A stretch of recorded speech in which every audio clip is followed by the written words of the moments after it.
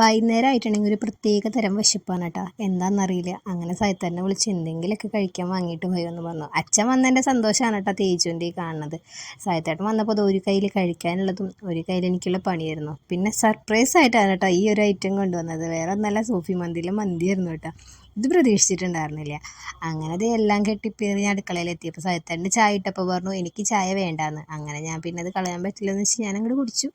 പിന്നെ കട്ട്ലേറ്റ് ആയിരുന്നു കേട്ടോ. അത് ഞാൻ കഴിച്ചിട്ടാണ് പിന്നെ ഞാൻ പണി ആരംഭിക്കാമെന്ന് വിചാരിച്ചു. അപ്പോൾ ചേച്ചി ഇതേ ചെരുപ്പൊക്കെ കൊണ്ട് അടുക്കളയിൽ ഇട്ടിട്ടുണ്ട് കേട്ടോ. പിന്നെ സമയം കളയാണ്ട് ഞാൻ വേഗം എൻ്റെ കാര്യത്തിലേക്ക് അങ്ങോട്ട് കടന്നു കേട്ടോ. ചിക്കൻ കുറച്ച് അധികം ഉള്ളതുകൊണ്ട് തന്നെ ഞാൻ വിചാരിച്ചു 2 തവണയായിട്ട് വെക്കാമെന്ന്. അങ്ങനെ ഞാൻ ചിക്കൻ കഴുകാൻ നിൽക്കുക. അപ്പോൾ സഹിത്തേട്ടൻ്റെ അടുത്ത് വർത്താനം പറയാനായിട്ട് അവിടെ വന്നു. അപ്പോൾ ഞാനും എൻ്റെ വിശേഷങ്ങളും അന്നത്തെ അങ്ങനെ ഇങ്ങോട്ട് പറഞ്ഞുകൊണ്ടിരിക്കുകയാണ് കേട്ടോ.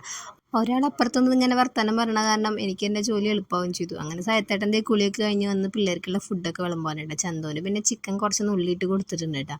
കുറച്ച് ബീഫിൻ്റെ കൂടി ഉണ്ടായിരുന്ന കാരണം അതും ഇട്ട് കൊടുത്തിട്ടുണ്ട് കേട്ടോ. ആ ചന്തുവിന് പിന്നെ ചിക്കനും ബീഫൊക്കെ ഇഷ്ടമാണ്. തേജു പക്ഷേ ഇതൊന്നും കഴിക്കില്ല കേട്ടോ. അവനെല്ലാം അങ്ങനെ ചവച്ച് തുപ്പണ പരിവാണ്. അങ്ങനെ അവർക്ക് രണ്ടാൾക്കും കൊടുത്തതിന് ശേഷം പിന്നെ ഞങ്ങൾ രണ്ടാളും സമാധാനം പോലെ കഴിക്കായിരുന്നു. അപ്പോൾ നമുക്ക് പുതിയ വീഡിയോ ആയിട്ട് ഇനിയും കാണാം. അപ്പോൾ എല്ലാവർക്കും ടാറ്റ.